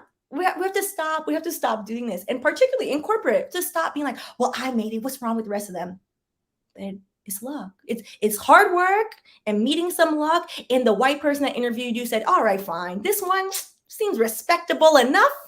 Let them in here just to abuse you and say, you know what, you're not respectable at all. Get the hell out of my establishment. We have to stop. We have to stop. All right. This has been a very long live. I apologize, but there was a lot to cover. And I figured if we're going to do it, we're going to put it all in here. So just in case you were wondering, and as a recovering lawyer, the legal issues with this, whether or not this will be challenged, honestly, I don't know. The likelihood of it being challenged, people challenge any type, any level of freedom at all times, at all times. The Department of Education essentially has based this. Hold on, let me put, oh wait, why is this? Oh, I swapped the wrong, I was like, this is the Department of Defense. I meant to put that in, we're paying all this money for other things. The Department of Defense, by the way, they upped their budget. This is in the wrong section. Now I don't even want to say it because now it's going to bother me. It's out of order. I was wondering why the other thing was there. Now I have to go bring it. I had to go fix it. Basically, as a side note, this will be confusing now because it's not in the right order. The Department of Defense has increased their budget by 4.1%, which their total request now is $773 billion. Just so you freaking know that, in case anybody wants to argue with you about where we're spending the money. It's to the Department of War, which the Ministry of War is what it used to be called. Okay, let me go get the proper thing that was in the wrong place. Where did it go? Ooh, let me turn this on. Hold on. Where is it? I know it's in here. I didn't delete it. Did I delete it? Oh, here we go. Okay. Perfect. Okay, so the legal basis for this is going to be the HEROES Act of 2003. They are using that to cancel the $10,000 and $20,000 respectively for the student loans. Let's go ahead. So essentially, you can read that if you want, but the act grants the Secretary of Education the authority to reduce or eliminate the obligation to repay the principal balance of federal student loan debt, including on a class-wide basis in response to the Panorama 19 pandemic. Damn, can we say that one? Oh, well, I said it. Provided all of the requirements of the statute are satisfied. So that is their legal basis. That is what they are doing this with. Will it get challenged? Probably. This will be interesting. What I want to reiterate at the end of this, and what I said at the beginning, which is why I used that lovely Meg Thee Stallion gif, is that yes, congratulations to everybody whose student loans have been wiped out, who are free from the shackles of debt, because it is nonsense. It should not cost that much money to go get an education in this country, the alleged richest country in the world. The fact that Joseph stood up there and said that other countries are surpassing the US in terms of education, I was like, oh, read them, because the education department has been systemically and consistently defunded. The defunding of the education department has allowed colleges to essentially be like, well, I'm capitalist Kathy, raise the price, everything nice. And okay, we can be happy about that and also still push for the right thing, which is if the average borrower, the average Black borrower, owes so much more than everybody else, isn't that mean that there is a huge underlying issue to address instead of being like, see, we're closing the racial wealth gap? No, it's not.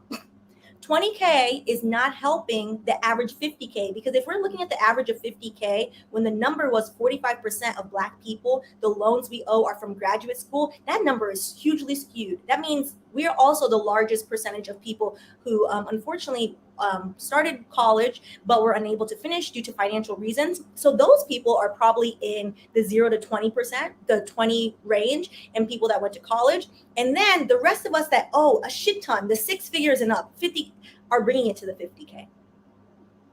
That's what it is. And the majority of people, and I forget their name, one of the congressmen, it's a Black man, was saying this. It's a huge slap in the face specifically to Black women. Black women who were like, oh, okay, come on, let's go rally for Joseph. Let's go be helpful and rally up everyone for Joseph. Begrudgingly, I guess we have to now. She'll be like, oh, here you go. Bye. Sorry about you. It's disingenuous. So on my end, since I now make zero technically, and I got let go, I'm either getting approved or I'm getting nothing. I'm getting 20 grand or I'm getting zero. So this will be interesting. And it sucks. So if you're just tuning in, we are going to go to the comments now. So if you're just tuning in, scroll to the beginning of this, what is a very long live, and we can talk about it. All right. Oh, congratulations. All right. And if you've gotten yours, if you're getting yours canceled, even a portion of it, let me know in the comments so we can celebrate you. Because I'm very happy for y'all, truly. I want to catch some of that happiness. All right. Sunny days. There's countries in Europe that literally give students a stipend to go to college, but in the US, there's almost $2 trillion in debt. It's crazy. This is nonsense. This is nonsense. Thank you, Boo. All right. So I feel like since we've been on here so long, I don't know if it will be helpful to go all the way to the beginning, but let's try. Oh, wow. Look at y'all. Okay. Dazed and confused. Before the pandemic, we're just going to start here. I was in grad school to be a therapist, and I realized what the actual average salary for therapists are, and I immediately dropped the F out. Listen, and that's what these schools are not telling people. Like, hey, you can borrow this money, but you can't really pay it back. Which also, honestly, people have asked every once in a while, like, oh, why did you do PSLF? And I'm like, I have a family to help. So I cannot be under the poverty line, also helping my client under the poverty line, helping how is the math is not going to work. The majority of people in public service, a large percentage of people in public service that are, I would say, not Black, is because they have the money to be able to give back. They view it as like, I'm giving back to society. And they're like, oh, I'm going to do this. Versus what I noticed is, at least for lawyers, There are a lot of Black lawyers in public service. The schools will push Black people. The school was adamant and was like, oh, you sure you don't want to try? I was like, no. I was like, I have 7 siblings. Like, how's this going to work? We'll push Black students into public service to make less. The average public servant that is a lawyer makes less than 100K. But you owe 100K. So you have to stay there for the 10 years to do PSLF, public student loan forgiveness, public service loan forgiveness. What if you hate it? What if you have an abusive boss? Like, you could pop around. But like, they also overwork those people. The public defenders are some of the most overworked people. They give them so many cases. So that way, even if they wanted to, oh, the earring said nope. Even if they wanted to, and most of them do want to, are lovely people, I know some, to focus on all of their cases, it's physically impossible. How are you going to do that? You have 100 cases. Oh, child.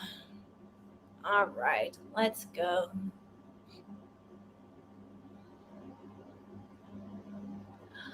Thank you, Rossi Grossi. Make sure you like and subscribe if you're into this.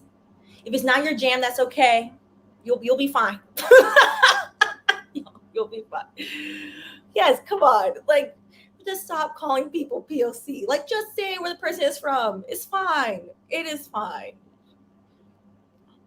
I started just saying Negro to people because it makes them even more uncomfortable. And I'm like, what? What's the problem? We have the United Negro College Fund. Like, you're uncomfortable now that I said Negro? What's the issue? Flu courts. I avoid the black tax by letting my family think I'm living with my older cousin. Girl, don't ever put your government name on here then. Listen, it is what it is, child.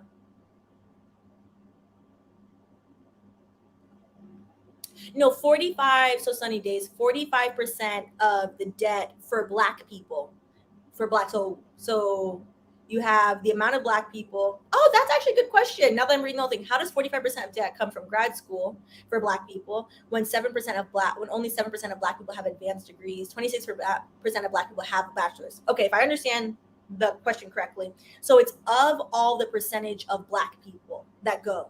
So out of all of us that owe loans and went to school, 45% of the debt is from graduate school, whether or not we graduated. So they might not have the degree, but it's not like 7% of Black people in general have advanced degrees. It's all out of, so what's that? Oh God, y'all know I hate math. So that's 33% of Black people have a degree. And of the 33% that have a degree, 45 of that 33 is from graduate school, the debt, just the debt, and the rest of the debt. Because graduate school costs way more than undergrad. Listen, Kendron, what net worth? Not I. Not I. Gabriel says it's very inappropriate saying that I was going to say because that man is very country. And I'm like, absolutely not. I'm not about to repeat it. But every time he says it, I laugh. Mine too, Dr. Ranger. Mine too. It's in the red. It's in the red. Listen, it is. It's very high. I think also in terms of talking about Black tax, one of the things that was so jarring but interesting to me was I sat on a virtual panel about like being a woman in the legal field, which was like mostly white women. But actually there was another Black woman. So it was 2 Black women and the rest were white women.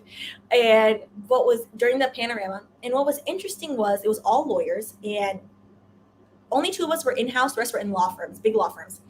And they were all partners at the firm. And so, you know, when people think that they're comfortable, they're just going to say something.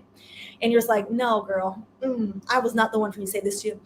So before the panel started, one of the white women made a comment, the white partners, that she noticed and she was very sad. So she had remorse for noticing and realizing that she is not paying attention to anything. But she noticed and she was very sad to realize that like they're not doing as good at DEI at the firm. And I was like, the whole field is trash, but okay. And she noticed this specifically because when the panorama started, everyone had to work from home. The legal field, particularly law firms, are so technologically behind, child. They're so behind. They're very in office, 80 hours a week. Nonsense. It's built by a white man for a white man. And even then, like, who is supposed to work these hours? This is crazy. So they started noticing everyone is like on Zoom or whatever version of video chat they're using, and they're on Zoom, and they started to notice that the Black associates, so the younger people, because they're little to no Black partners. Most Black people, I think the average Black tenure in big law, the top 100 law firms in the United States, is 2 years due to burnout, and I would say abuse, straight up abuse. If you're at a law firm, there's 1,000 people, there's only 10 of you, and not all skin folk aren't kinfolk. Rampant racial abuse. So she started to notice that a lot of the Black associates, because they're younger as a partner, did not want to or were hesitant to turn their camera on. So she kept asking as she sat in her pristine office in her house, because these are rich people. They don't live in the city, they live in Connecticut, they're living in Jersey, whatever. And they're big, all the partners went home to their office that they had already built. They didn't have to buy a desk, they didn't have to do any of that. So she kept encouraging the Black associates to turn the camera on. So begrudgingly, they would turn the camera on, and she was very shocked to notice the stark difference between the Black associates that went to law school. They're in big law, Harvard, Yale. Most of them doing very well, doing well in terms of Ivy League. That's the only way you're getting into big law. Sitting in tiny studios. The apartments were much smaller. You could see the outside, like clearly like they were in Brooklyn in what she viewed as an undesirable neighborhood. She didn't say it like that, but it was interesting. Versus the white associates were in their own office, same ages, in their own offices, in their homes, also being like, oh yeah, Susan, her name is not Susan. Oh yeah, Susan, like I'm down the street, like whatever, we're both in whatever neighborhood in Connecticut and blah, blah, blah. And started to realize, she was like, oh, but we're paying them the same. Because in big law, the salary is set. It's a step ladder. It starts, I think they changed it. It might start at $200K now. It starts at a very high amount. It's a lot of money. Starts at a high amount, and then the bonuses are discretionary. So the bonuses change. Their bonus does have a floor though to start with. So she couldn't understand why she's paying these people the same. Technically, they're paying them a lot of money, but why were the Black associates looking so much worse off? So she started asking them questions, and they had to explain Black tax to her. And I was like, Lord have mercy. I was like, that must have been so uncomfortable for them. To be like, yeah, lady, you gave me money, and like I have to help my family, and I have to do these things, and I don't got it. Like, I can't be living large like y'all in Connecticut. Like, it is what it is. And so by people being like, 125K is a lot of money. To who?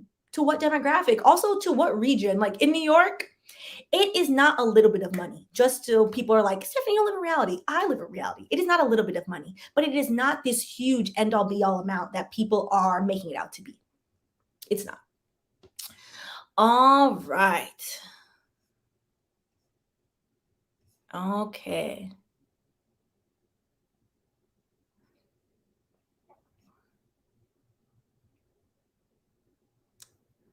Hey, Jonathan. Oh, does the picture quality look bad? Let me know. Is this when it cut out? Yeah, I haven't changed it, so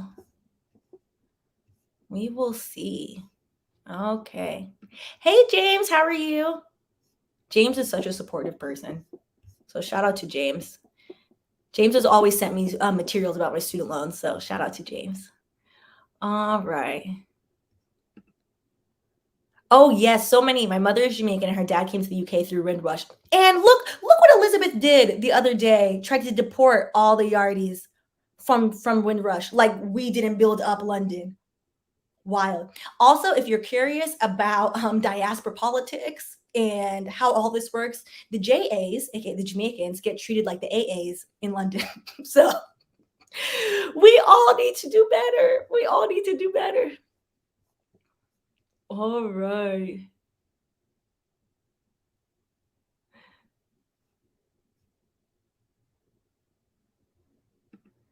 JC Chester, I'm so happy that this was mentioned in talking about the diaspora and how as a Black immigrant we come over with privilege. As a Trini, I've always corrected individuals that look at Americans as lazy. As migrants, we already come with money, but also with the idea that would work. Exactly. See, there are more of us that believe in this, which I feel like as a chatty person, maybe if we're more vocal about it, then we can get to the Pan-African dream I have in my mind. And that's wildly optimistic and probably naively optimistic, but there are much more people that are aware that Black immigrants, not Black refugees, that's a very different conversation. Black immigrants come over here with a modicum of money. And We're very aware that the negative stereotypes that people use against Black Americans are rooted in white supremacy. Also, what I always found flabbergasting, to be honest, as a Jamaican, whenever you regurgitate these stereotypes about Black Americans, whenever people do it, you are also Black. Like, we are Black. So you think you regurgitating this is making you less Black? What is happening? We are still Black. It just reminds me of, who is it? I think it's a David Marley song. Won't think twice to shot you. Like, what's the difference? What's the difference? I'm praying for us. We are number one on my prayer list, and I'm hopeful. CJ, African Americans need reparations and to work together like immigrants. Unfortunately, our people have been mentally enslaved. There's still many. Oh, y'all remember when me and that man got into an argument? He came on my live to yell at me. Wild. That is still one of the most objectively wild things that has happened since I've been on YouTube. And I'm like, you're yelling at me? You are yelling at me because I was trying to say that America's a meritocracy and these billionaires are immoral. Like, you shouldn't have. The only way you become a billionaire is because you have used a form of indentured servitude against people. You have used low-paying jobs. You have done some atrocious things. That's the only way you get there. And he was having none of it, child. He was having none of it. Listen, Elizabeth can get these hands. Okay? In her big age, Elizabeth can get these hands. I know. It's a dream. I would hope so. I wonder if we just all pop up at Buckingham one day, what would happen? You know what's so wild to me? Speaking of Elizabeth, so I went to London for the first time. It was a weird feeling. My old job took me to London, watched the last student loan video. We talked about this. And I told myself in my spirit, I was like, I want to go to Buckingham Palace to flick Elizabeth off. Yes, it's childish, fully, but I want to do it.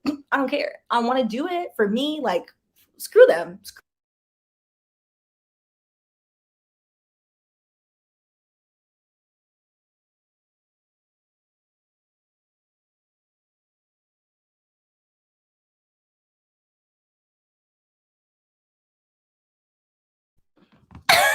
Elizabeth must own my internet. Must.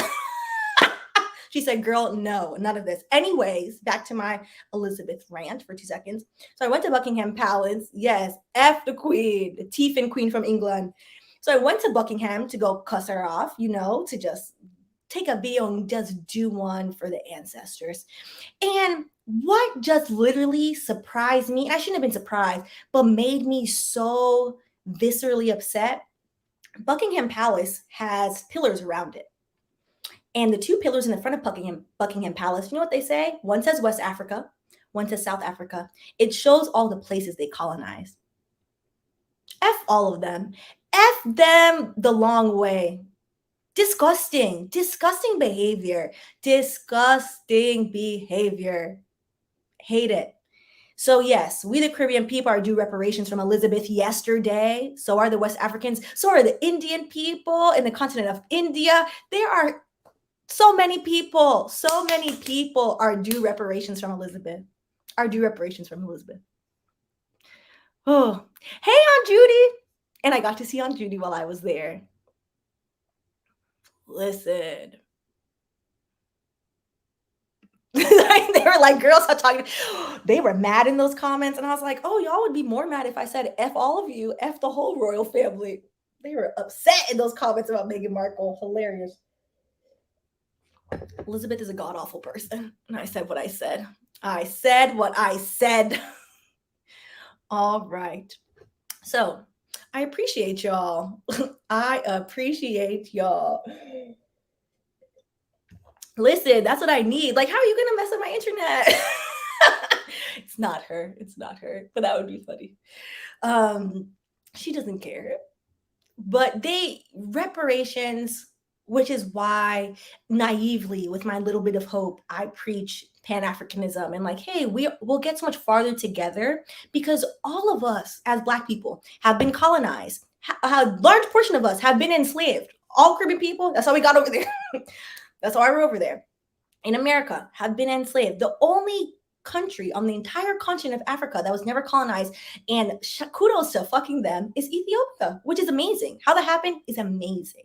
We need to have like more history on that, learn more about each other, have more conversations, and we will get farther pushing for reparations from the respective governments that owe the respective regional groups reparations. Come on, let's go. We can still do it. We can still do it. We can still get there. And so I think we should continue to keep that fight alive. And I feel like if you are an active co-conspirator with Black people, should actively push for reparations in the place that you live. Actively. Like, come on, all the data is there. We went through all the statistics. So if people want to argue, they're arguing with their mother, not me, because all the data is there from valid sources. I don't want to hear anything. We are not going to get to equality without respective reparations. We're not going to get to equality without respective reparations in each region. And if we're specifically to talk about, which is why I want to do a video, the computer said, girl, get off of it. This is why I specifically want to do a video. Oh, is Shayna texting me? Just woke up. Oh, perfect. Thank God. Shayna's supposed to come over. Which is why I wanted to do a video about the resort system. And I am remiss to say resort, the plantation system that exists in the Caribbean. You know, some of them people don't get paid. So we will do a video on that. If we were to talk about how Jamaica specifically, and Aunt Judy, shout out to Aunt Judy, sent me a documentary about that, about the debt in Jamaica, how these Black countries have been touted as, see, look, we freed them. Didn't nobody free us? We burned down half the island. Like, don't do this. There was the Maroon War. There were so many wars. Don't do this. It's propaganda and nonsense. That we freed them, and like, look, they're fine, and they're struggling because that's what they're struggling over there because of that. No, it's because we've been saddled with debt. The actual countries, the Caribbean countries, have been saddled with debt. They never set up the Caribbean countries, the West African countries, the South Africa, any of these countries to succeed. So we are still in poverty. We're some of us are doing better, some of us, but that is not holistic change. Holistic change is all of us getting what our ancestors were fighting for. So I'm going to say that. Yes, there are. We have France. That is so late. Honestly, that series, I love that series. It became so depressing to realize how it's all purposeful. You know how how in school you're taught like, oh, or how nowadays they're like, racism is unconscious. No, it's purposeful. It's unconscious bias, blah, blah, blah, bluesy, blue. No, it's purposeful. It's all of these things. And that series, Doing Colonizer Exposed, which there are a couple episodes on YouTube, most of it's on Patreon. It was so hard to take it in sometimes, to like absorb, like, we have been getting the short end of this stick for hundreds of years, despite trying, and people continue to gaslight you into that it didn't happen. And that bothered me. So we will continue that series because it means a lot to me. And we're also going to do a new series. And I'm saying this now to hold myself accountable. Hopefully before the year ends, I really want to do a series on slave rebellions. I don't think that it's barely taught in America. I went to school in Miami. I was born here, grew up in Miami. Child, in Miami, you learn about slavery for one day. And they're like, now we're not talking about it. There's a video where we went through the curriculum for, I think it was a Miami school and another school. And it's not even in the curriculum. They're like, absolutely not. We're not talking about that. And I'm like, what are you talking about? So I want to do a series on slave rebellions because this idea that our ancestors just took it is unequivocally false. It is false. They were burning things down in America. They were burning things down in Jamaica. They were burning things down. And it's not taught to people. It's not taught to people like, oh no, they burned down, shout out to the Yardies of Portland. Yes, there's a Portland in Jamaica, if you did not know, that burned down the resort the other day. Just burned it. It made me very happy to see. And specifically, they burnt down that specific resort because allegedly the foreign corporation that opened the resort, which was allegedly a Chinese corporation, they are recolonizing large parts of Black countries. We have to talk about it. That opened the resort, labeled the resort as whites only. How you gonna have a white only resort in a Black country? So they said F it and they burnt it down.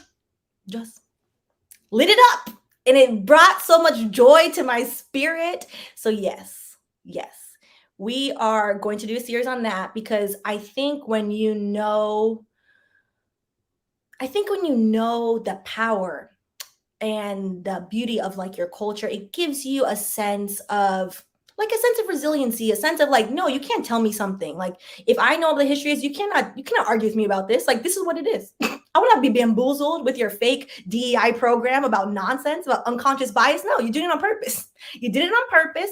And now I'm angry. And now you feel afraid because now you feel like I'm being aggressive by telling you did it on purpose. Well, cry in the bathroom. It's not my business.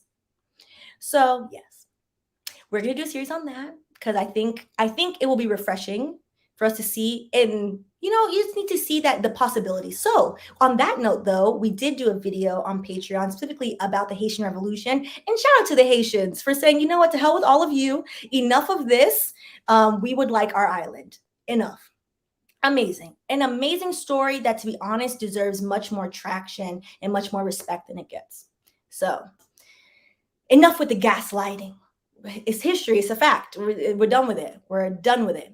All right. Well, on that note, I've kept y'all long, and I'm supposed to be making Shayna is coming over, my best friend, dinner. So thank God that she didn't come over already because I can't really hear the door all the time.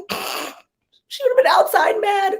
Oh, so I will catch y'all later. I appreciate y'all for staying with me in this live. And congratulations again to everyone that has gotten their debt paid off. And for the rest of us, you know what? I hope when they see that it's not having, because they said allegedly that they're going to track the progress of people that get it. When they see that it's not having the intended effect among Black people, all of us here in this country, that maybe we will get some specific loans addressed to Black people. So we will see. All right. I will, Aunt Judy. I'll tell her you said, hey. All right. Well, I appreciate y'all. Y'all have a good night or early good morning for the UK. I kept y'all late. All right. Bye, y'all.